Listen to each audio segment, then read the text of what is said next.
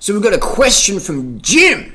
Harley, I like your videos. I'm from Illinois, married with a couple of kids. Had some traumatic experiences as a child. Feel I've been being a victim in the last few years. How do I stop being a victim and become a real man? That's a good question, Jim. But I would say you're already on the path because you're seeking a solution to a situation. A problem is just a situation waiting for a solution. This is cinnamon donut, banana smoothie. Bananas, rice, milk, water, sugar, organic cinnamon. Fucking incredible. I cycled across to Perth, Western Australia in 2002. I rode my bike across from Adelaide to Perth, across Australia, across the Nullarbor Plain. I'm not much out there. Perth is the most isolated city on the planet. I cycled my bike to the most isolated city on the planet. And on the way out there, it's 2,800 kilometres, not much. There's a few gas stations, etc. And I got some tendonitis in my knee. And I remember laying on the ground, crying, being a victim, going, oh my God, I've taken time off work, I'm not going to make it, blah, blah, blah. And I'm in pain. Something just clicked, and I said, what would Lance do? What would Lance Armstrong do? I was inspired by Lance. I knew Lance was full of drugs all along. I've been saying it since 2000, 2001. But I'm inspired by his work ethic and just drive and hunger. So I asked myself, what would Lance do? I'm literally on the ground, tears, I had sand on my face, I'm laying on the ground, holding my knee. I go, what would Lance do? What would Lance do? And I'm thinking Lance would just fucking stretch out his knee. Stretch it out. So I was like, alright, get back on your bike and pedal with one leg. So I pedaled with one leg for about 2 or 3 Ks. And I was like, can't do this. And I started to stretch out my quad. And then my knee started to relax up a bit. I just hadn't done enough stretching. Everything was just tightening up. And I made it across the Nullarbor. And then a few days later, I met this guy. He's a Danish lad. And he was been cycling in Australia. And I talked with him. I said, you got any tips about knees? He goes, dude, you got to stretch every night, man. You got to stretch it out. Stretch it out at lunch, stretch it out at night. And he said, Harley, a problem is just a situation waiting for a solution. I was like, fuck. Yes. So I was on the right track. So Jim, you're on the right track, mate. You're looking for solutions. You're looking for solutions to your situation. And that's fantastic. That's not much of a motivational story. Because people lose their legs in landmines and stuff.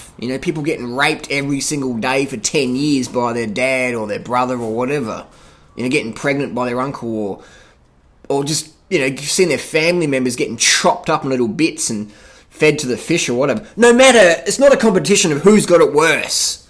All right, it's not a competition of who's got it worse. It's more of seeking inspiration from people who go, wow, that's, I thought I had it pretty full on. Your story's pretty full on. Wow, I mean, that's pretty cool, And the next person goes, oh, that story's crap, my story's better, whatever. It's not really a competition like that, but it's about seeking inspiration, going, well, being a victim is just a fucking choice at the end of the day. Doesn't matter how hard you got it or what happened to you, being a victim is 100% just a choice in the moment.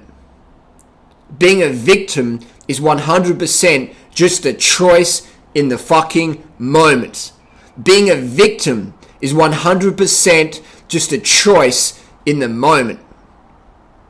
100%, 1,000%, 1,000,000%. Being a victim is just a choice in the moment. Isn't it? Isn't it? Yes, it fucking is. And there's so many inspirational stories out there of people saying, this is what happened to me, and looking back, I probably would have changed things, but I can't fucking change things. The past is the past, today's the present, all we have is right here, right now. That's why they call it the present, because it's a fucking gift.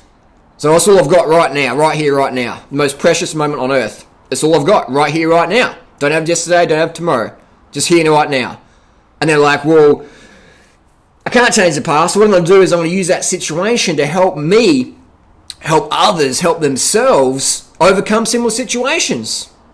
So you have people in rape counselling who overcome that, and they're helping other people how to overcome that. We've got people who lose the ability to use their legs, and they become coaches on how to, people who have car accidents or whatever, how to incorporate that into their lifestyle of having no ability of arms or legs, or all they can do, they can't even speak anymore. They're just in a wheelchair and they're just using mouth movements. And there's people like that who educate others to go, well, this is what's happened, this is how I dealt with it, boom, boom, boom.